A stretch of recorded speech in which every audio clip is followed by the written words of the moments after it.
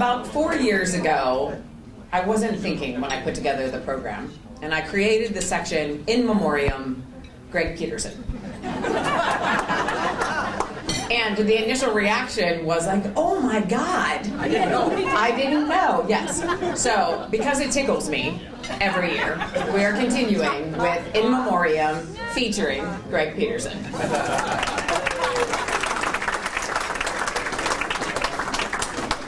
This is always bittersweet, because in one sense, when I go through this list, all of you will know these people. All of them have meant tremendous amounts to us at the Robert Jackson Center as we are about to embark at the end of this year and celebrate our 25th anniversary. Who would have guessed?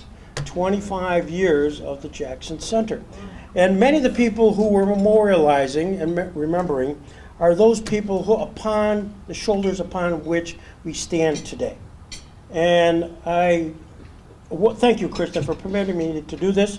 And at some point she may go like this, but it's my chance to kind of pause and reflect on some of the people who really made it a reality and what they did. Sometimes you don't know what they did because sometimes we take for granted that you take a snapshot. Here we are today. We look at this facility. We look at the brochures. We look at a variety of things and we say, gee, that happened. That's here. But sometimes you don't know how it happened. Peel back the onion, and these are the people who made it happen. Let me go through the names fairly quickly. Carolyn Volk. Carolyn Volk, she was the one that created, she was one of the first of our docents. She created the brochures. So we had the threefold brochures. She was it. She actually wrote them. We needed them. She was that person. There were two other docents who almost were seemingly together all the time, who were there all the time, Jill Palmer and Ann Cole. And they were just terrifically, and they died within a month of each other. It was sad for me, but fond memories. By the way, all three of these, I did have a chance to interview them, so if you want to know what their thoughts about us, they're on YouTube. And I'll talk about Ann Cole in just a second and how she tied in. Contributors. Paul Bush, President, CEO of Bush Industries. We are at a location right here in the basement, which is, look at it, it's fantastic. But in 2001, May of 2001, and a few people might remember, we wanted to do something because really it was April of 2001 when we bought the building. We wanted to do something spectacular just to get started, and this was one big leaky building mess. This basement was nothing but a leaky building, water-stained mess. Paul Bush, my wife was Cindy, upon the person who, which I'd be nothing but for her, you know, that's what it says. Yeah.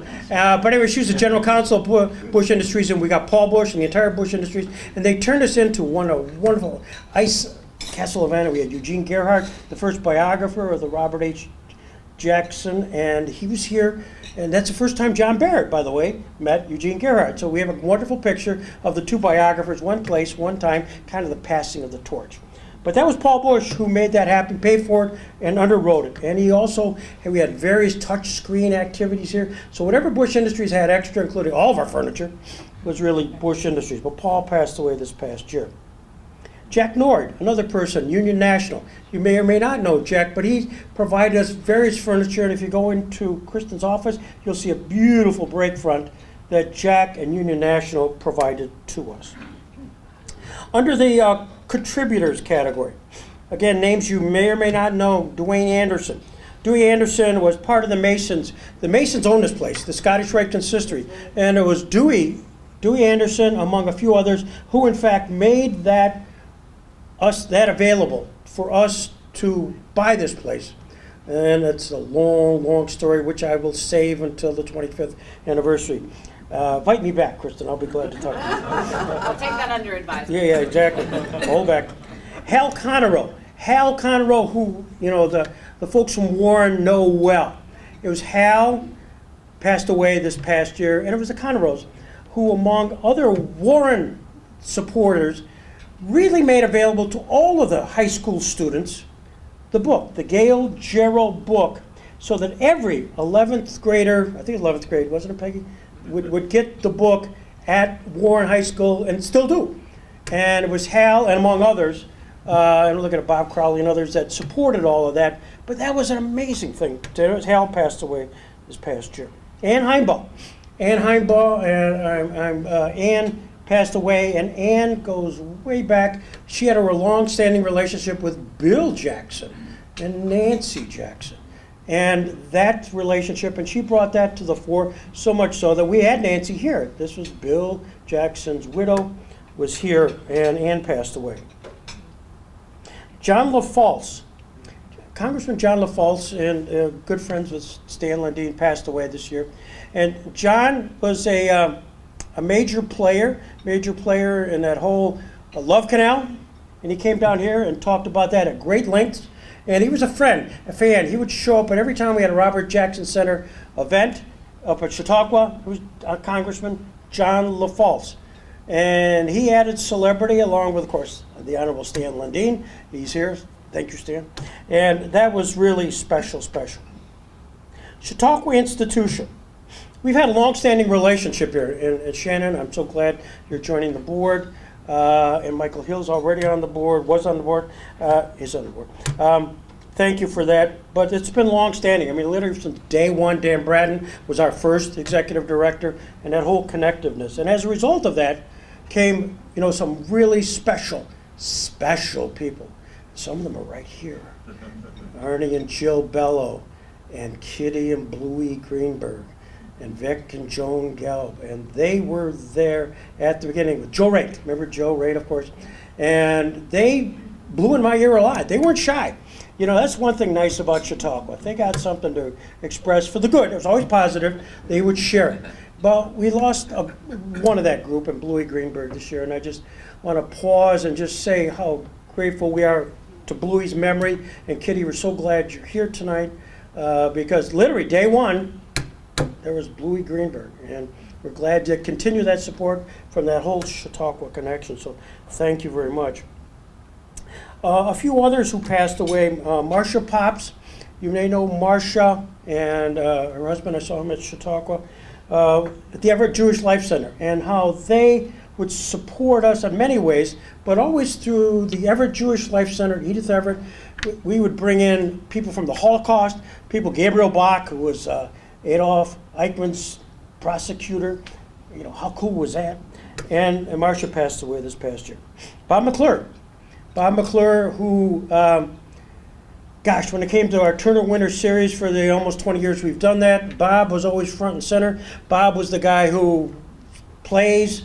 My gosh, if there was ever a play read or play whatever, Bob was the guy who came up and suggested things, and he did an awful lot for us, especially at Chautauqua, especially at the Turner Theater. And a person you may or may not know, Dr. Leonard Katz. Dr. Leonard Katz passed away and very much involved in Holocaust education. And he, together with Leanne Hendricks, worked with the Jackson Center, continue to work with the Jackson Center, with scholars down in, they go to Washington, D.C., and he passed away this past year. Juanita Jackson. To John, we extend not only our condolences, but the vivid memory we have of Juanita Jackson, a force of nature. And if she were here today, we'd be off in song. We'd be singing about something at this point. And she was so thrilled to be part of this, but also thrilled that John could be part of this, and also lobbying heavily in my ear throughout every one of these Jackson Society meetings that this really is named wrongly. It's not the Robert H. Jackson Center, it should be the John Jackson Center. And so I was thinking about that tonight, John, as I was coming in. I'll leave that to other people who make that decision. But to Juanita, and we have concerts she did on our behalf, fundraisers, and then a great interview that we did with Juanita that really bespoke her just tremendous background and knowledge. Dr. Joan Brown Campbell passed away. I have much to say about her, but I will try to keep this short. She was one of the first interviews we did here. She came, she wanted to be part of the Jackson Center, and we interviewed her about her life in times, and at the same time, she just joined us. This is kind of a personal story. She's very involved with Elian Gonzalez. Remember Elian Gonzalez, Cuba? And she had gone frequently to meet with Fidel Castro. You're like, wow, this is unbelievable. And after we got done with the interview, she was telling us that she was going to go to Miami to be part of the lobbying team to encourage Castro to be there. So literally, the next week, I went to Cuba as part of a group, and I'm at the Hotel Nacional, and I'm watching CNN in Cuba, and there is out the front window a huge gathering of students honor, Elian Gonzalez, bring him home. And I'm watching CNN from the hotel room. And there at the airport, on the other end of CNN, is Joan Brown Campbell, the person I just interviewed 3 days ago. They're front and center with Elian Gonzalez as they're working towards trying to get him back to Cuba. And I'm looking out the window and seeing Fidel Castro, literally Fidel Castro, do this. And I also want to note that she did an awful lot for us, was very supportive. The Department of Religion was very supportive of getting speakers on our behalf up there. And I did get a letter from Jane Campbell, who is Joan's daughter, thanking us for contributions we made. And she said, with the attack on the rule of law going on in this country, I am sure that she would be so appreciative of this investment in the Robert H. Jackson Center. That's the kind of person Joan Brown Campbell was. On the founders category, we lost two giants. One, a board member, Arthur Bailey. Arthur Bailey, lawyer, another force of nature. And Art, he, from day one, believed in the benefits of the Robert H. Jackson Center. He's the one who actually, on his own time, energy, and money, put together a big bunch of books on every opinion that Robert Jackson had ever written, whether they were majority, concurring, dissenting, you name it, he got it. He, on his own nickel, put it all together in big volumes that we have upstairs. And he was also, put his money where his mouth was. He created a fund at the Chautauqua Region Community Foundation.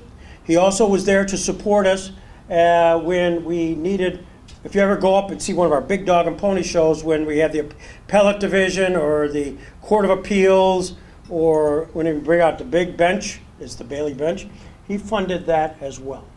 And he was on the board for many years, and he died as a member of the board. And he and his family continued to encourage us. So, Art Bailey. The last founder we lost this year, and he really was the founder, Willard Cass Jr., the Honorable Willard Cass Jr. Surrogate court judge for many, many years. Frewsburg person, I always refer to him as the second most important attorney ever from Frewsburg, was Willard Cass Jr. But the story, and I must share this to preserve it, is this building here. This building here, I had put in an offer to buy the building for some nascent organization called the Robert Jackson Center, which hadn't been formed. It had not been formed. Just a crazy thought. But it's a big building, 19,000 square feet, and I wasn't sure. So when I came and saw people like Dewey Anderson, said, look, I'd like Jackson was a 33rd degree Mason, we got this concept. And they said, well, somebody's put in an offer, and we're going to vote on it tonight. We're going to vote on this building tonight. And so I called Betty Linnae, who, of course, our good friend from Chautauqua, and she had, again, the story, come back on the 25th, I'll tell you the whole story. But I called Betty and said, we've got a kind of an issue here if we're thinking about this building, because it's going to vote on it tonight. So she called Judge Cass, who was a 33rd degree Mason, and said, because they were friends, we need help. So I don't really know. I'm a Mason, but I'm a pretty bad Mason. And so I don't know what really happened, but somehow there was a Masonic injunction, and things stopped. They hold. And Judge Cass introduced me to the powers to be, and ultimately we went head to head on this building, and we succeeded. And here we are today. And it's really Willard Cass who permit. Because sometimes I know we all live in lives where you don't know at some point where things happen, and sometimes serendipitous, sometimes divine intervention, where it just puts you in a different direction, different place. But here we are today, and Judge Cass was one of those guys.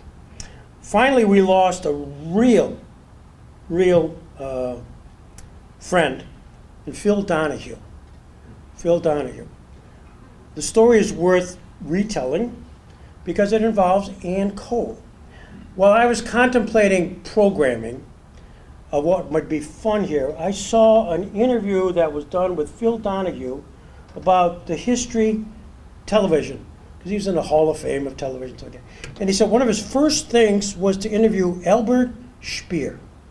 Albert Speer, whoa! Nuremberg defendant. And so all of a sudden I go, wouldn't it be cool to interview the guy who interviewed Albert Speer? Now how did that happen? It's Phil Donahue. It's Phil Donahue. Well, I knew enough to know that Phil occasionally would come to Chautauqua, and he would be there with Ted Wolfe, and but I didn't know how to break into that circle. So Ann Cole, God bless Ann Cole, she listened to me the next morning, and I said, Ann, I know you know Ron Cole. Ron Cole, you're married to Ron. So let's play the card here. Could you ask Ron, who in fact is an astronomer, he had a he's got big scopes and all that other stuff, to talk to Ted Wolfe, because Ted's in that world too, astronomy. And Ted, maybe, Phil Donahue, at some point, he would listen to me make a pitch. Well, I didn't hear back. But the next morning, I'm at the office and I get a call, and it's from, hi, I'm Phil Donahue. I understand you want to talk to me. Now you got to think really fast. And so I said, here's what I would like to have happen. I explained to Albert Speer, if it's possible to get videos of your interview with Albert Speer, I'll interview you about what it was like to interview Albert Speer. And we went on, and he goes, Greg, I'd be happy to do it. Here's when I'll be in Chautauqua. Just show me the mark, and I'll be there. Show me the mark, and I'll be there. And I just was blown away. So we did it. We did it. And maybe some of you came to that. Packed. Phil Donahue shows up here, gives us an amazing show.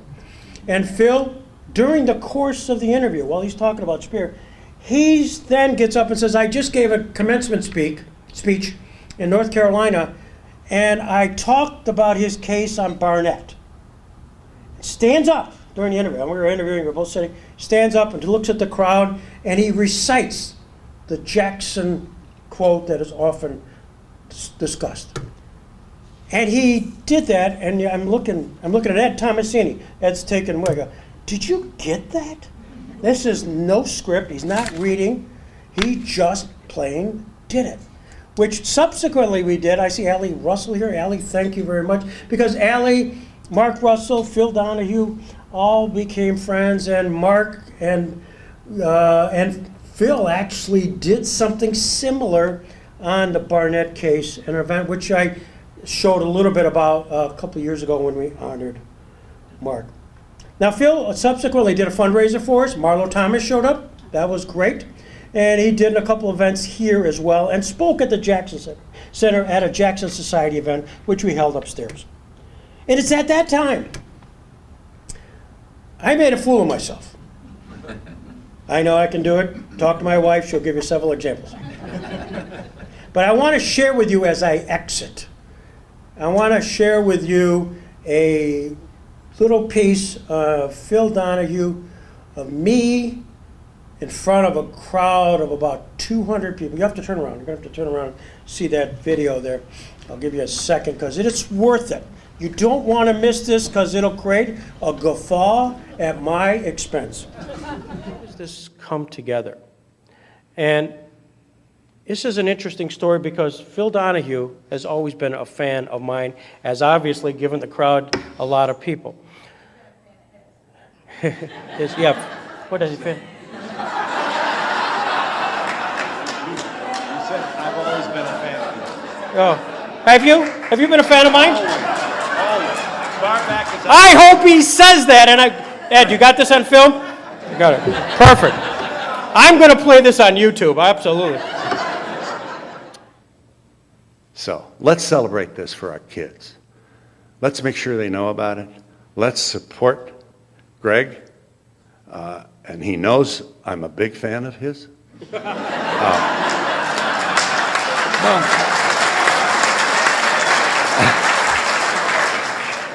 Wow. My new best friend, Phil Donahue. Thank you.